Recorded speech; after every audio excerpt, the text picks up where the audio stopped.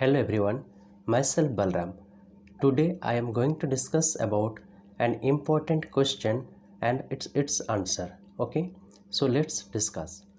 Question is, why do we use average? Are there any limitations to their use? Illustrate with your own example related to development. Okay, तो पहले हम question को समझ लेते हैं और इसका आंसर कैसे लिखना है उसके बारे में हम बाद में बात करते हैं। ठीक है, तो क्वेश्चन को अगर हिंदी में समझते हैं, हम औसत का प्रयोग क्यों करते हैं, इनके प्रयोग करने की क्या कोई सीमाएं हैं, विकास से जुड़े अपने उदाहरण देकर स्पष्ट कीजिए। ठीक है, तो एवरेज यानी कि औसत का हम यूज़ किस लिए करते हैं, क्यों करते हैं, मैं आपको बता देता हूँ। दो देशों के बारे में कंपैरिजन करना है, डेवलपमेंट के बारे में, जैसे कि पर कैपिटा के हिसाब से, तो एवरेज एक सरल मापदंड है। ठीक है, तो इसलिए एवरेज का यूज किया जाता है।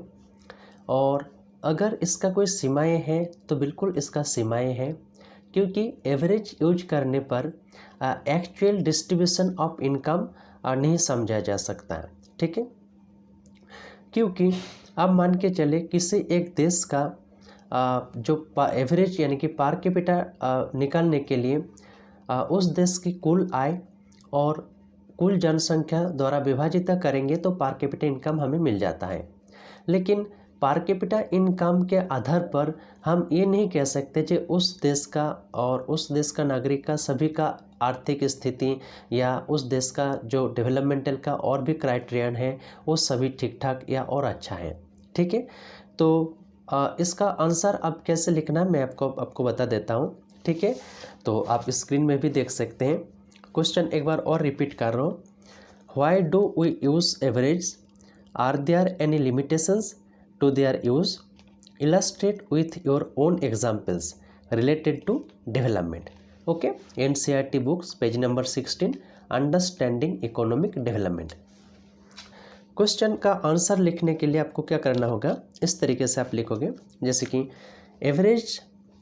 Average are used only to get an idea of the income per individual within a specified time period.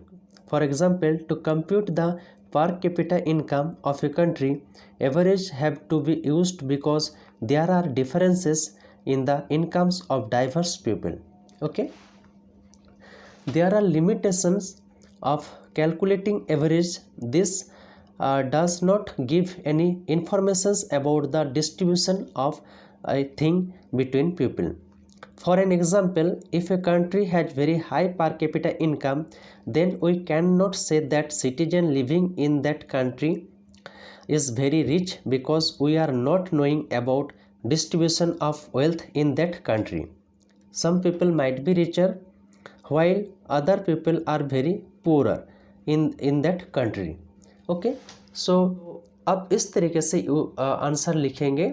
Okay, तो ये क्वेश्चन काफ़ी इम्पोर्टेंट है, तो इस क्वेश्चन को इस तरीके से आप तैयारी करें।